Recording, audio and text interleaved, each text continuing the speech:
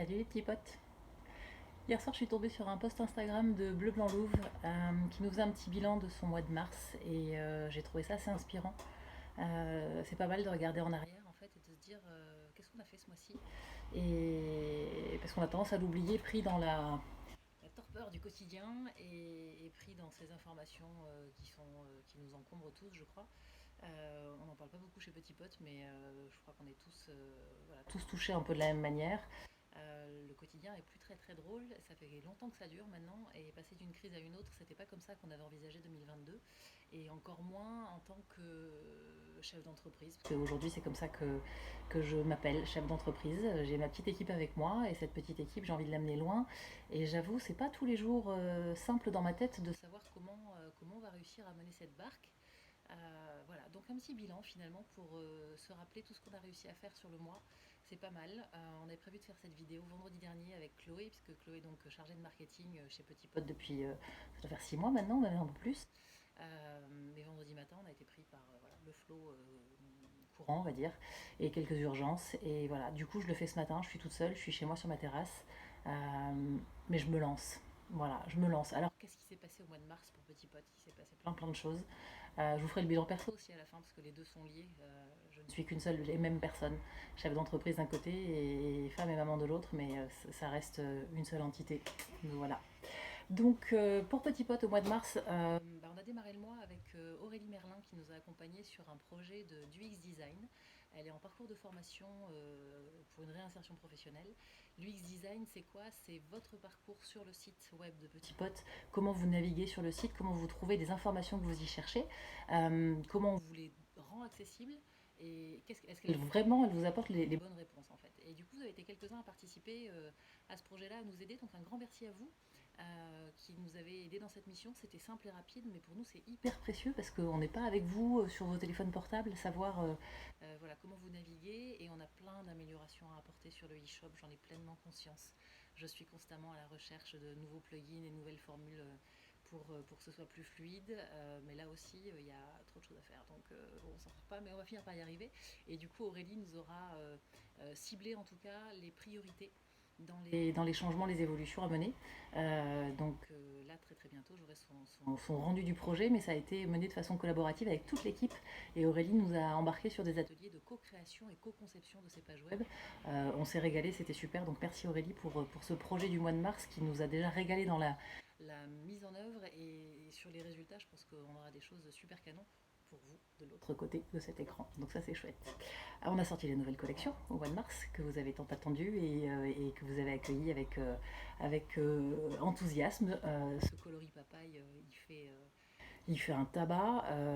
Et j'avoue, quand les rouleaux sont arrivés à l'atelier, voilà, ce coloris était juste dingue. Ça a mis de la lumière dans les créations, dans l'atelier en général. Voilà, on avait envie de plonger dans ces rouleaux de papaye. C'est de la vitamine en tissu, donc vitamine en barre, on peut le dire. Voilà, donc super pour les nouvelles collections. Margot s'est vraiment régalée à les dessiner. On a envisagé ça tout ensemble. C'est pareil, hein, co-conception à fond. Quand on fait nos réunions d'équipe, on est vraiment toutes réunies dans le bureau. Et aussi bien sur les réunions côté marketing communication, où on fait monter les filles de l'atelier dans le bureau de l'étage pour voir avec elles les idées qu'elles ont pour les tenir informées de ce qu'on fait nous au niveau com, parce qu'elles ne sont pas toujours au fait et elles ont le nez sur les machines à coudre, donc c'est important d'avoir ces échanges-là. Et à l'inverse, sur la conception des nouvelles co, tout le monde a donné son avis sur quelles sont les formes qu'on a envie de voir, comment on fait pour que ça reste pratique pour vos loulous, parce que c'est quand même toujours ça notre essentiel, c'est de faire que les petits vêtements soient toujours faciles à mettre, à enfiler, pour vous les parents quand vous les habillez, et puis pour eux quand ils s'habillent tout seuls après. Donc voilà, on était contente de ça et puis contente aussi de vous proposer les broderies sur les couvertures. Ça faisait 10 ans qu'on me réclamait des broderies sur les couvertures. On les propose aussi sur les ponchos maintenant. Et j'avoue, sur le petit poncho, en fait, c'est tout mignon. C'est suite au salon du MIF où j'ai une cliente qui me dit ah, mais moi j'aurais une broderie sur un poncho. Je dis ok, bah tu veux, je vais le faire en fait. C'est aussi simple que ça.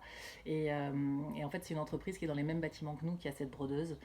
Du coup, ça devient enfin hyper facile puisqu'on assemble tout sur place. Donc, c'est découpé, ça part à la broderie, ça revient avec la broderie. Margot assemble, ça part dans le petit colis et ça arrive chez vous. Donc ça c'est cool, c'est facile et on a un projet aussi sur des petits bavoirs. Je sais pas quand est-ce qu'on le sortira, parce que pour l'instant on n'arrive pas à se pencher dessus. On voudrait pas de la broderie parce que les bavoirs sont déjà montés, mais peut-être des petits dessins ou des petites phrases rigolotes. On vous fera peut-être un petit sondage pour savoir ce que vous avez envie d'avoir sur des bavoirs à offrir pour des naissances en version petit cadeau, petit prix.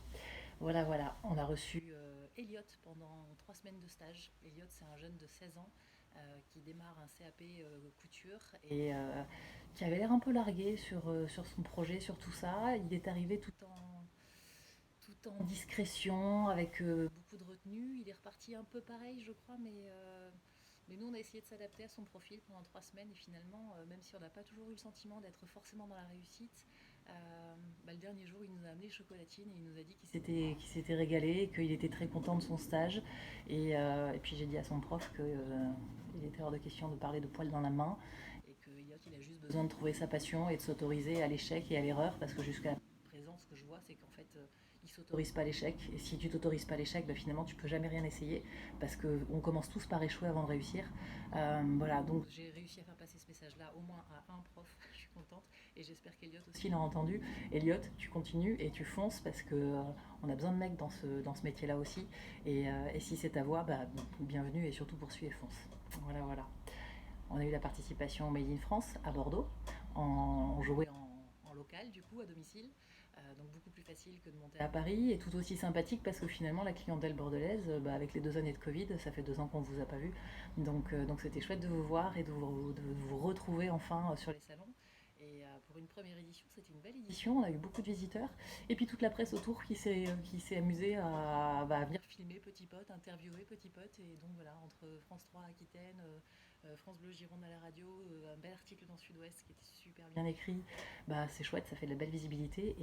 Et j'avoue, moi j'ai pris mon pied à participer à tout ça. Donc d'où peut-être cette vidéo ce matin. Un petit peu longue d'ailleurs, il va falloir que j'aille courte. Et puis, on va finir sur du coup la continuité de ces télé, presse, radio, etc. Ce matin, on va découvrir Up le Doudou dans l'émission La Maison des Maternelles. Donc là, c'est pour la fin de matinée, donc allumez vos écrans. Voilà, Marie-Père Arnaud a très très gentiment, je ne sais pas comment d'ailleurs elle nous a trouvés, mais en tout cas, voilà, elle a sollicité Petit Pote pour envoyer un doudou upcyclé, puisque la thématique de ce matin sera sur le choix du doudou, et pourquoi pas un doudou upcyclé. Et notre doudou upcyclé, il a des choses à dire, donc Marie-Père Arnaud nous explique tout ce matin dans la Maison des Maternelles. Voilà, voilà. Bon, et puis niveau perso, si vous me suivez là, vous aurez vu un petit peu passer les vidéos sur mon grand Martin qui, ça y est, prend la mer avec son bateau.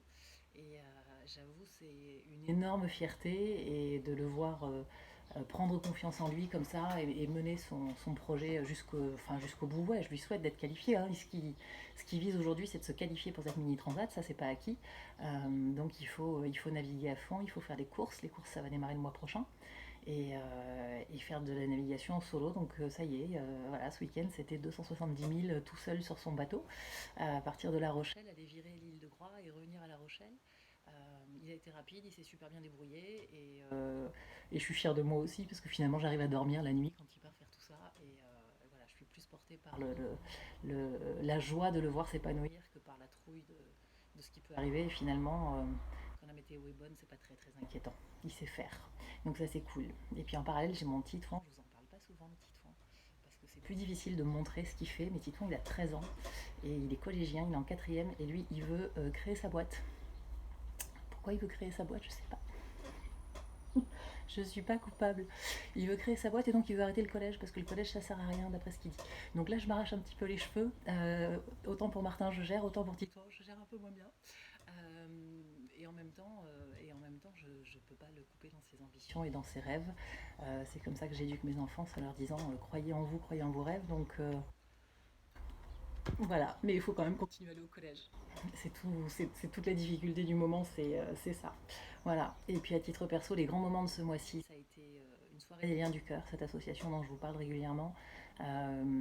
C'est extraordinaire de voir la reprise de cet asso qui fait des trucs fabuleux pour les enfants cardiaques. On a eu une très très belle soirée pour annoncer un très grand événement le 18 mai prochain. Et je vous en reparlerai forcément sur ces réseaux et on vous transmettra les infos, etc. Mais pour les Bordelais, il y aura une chouette journée à vivre au stade Matmut Atlantique, organisée au bénéfice des Liens du Cœur. Et ne serait-ce que d'aller voir le match caritatif le mercredi après-midi avec vos loulous, venez sur les pelouses du stade et dans les gradins. Ça soutiendra l'assaut et ce sera un chouette moment en plus de ça pour vos loulous. Donc Donc canon, et puis en suivant dans les grands moments de ce mois-ci, ça a été la découverte de Marie-Claude Pietragala sur scène. Moi je l'avais jamais vue danser, alors que j'ai fait mes études à Aix-en-Provence et à l'époque elle était à Marseille tout le temps. Et je l'avais jamais vue sur scène et c'était juste... voilà, j'ai pas les mots. J'ai pas les mots, mais foncez voir son spectacle La femme qui danse. Euh, c'est, c'est, c'est une merveille enfin voilà, on déconne, j'ai pas les mots. J'ai pas les mots. Et puis soirée rugby, et on est content quand même hein, sur le Grand Chelem. Moi j'avoue, voilà, dans les trucs positifs de ce mois-ci, ça a été. Je regarde, j'aimais le rugby pour de vrai, mais de se retrouver enfin dans un bar avec du monde, un côté festif, et bah ça faisait du bien. Donc on continue avec ce mois d'avril qui nous annonce des jolies fêtes. Moi je serai à Bayonne pour la foire au jambon. Et pour tous ceux qui y seront, rendez-vous là-bas parce qu'on a besoin de lâcher les chiens euh, et de ouais, retrouver la vie en mode festif, en mode warrior. Et ça aide ensuite à se tenir debout et à affronter les phases plus difficiles au niveau business. Donc voilà, vous savez tout de ce mois de mars et bienvenue à avril.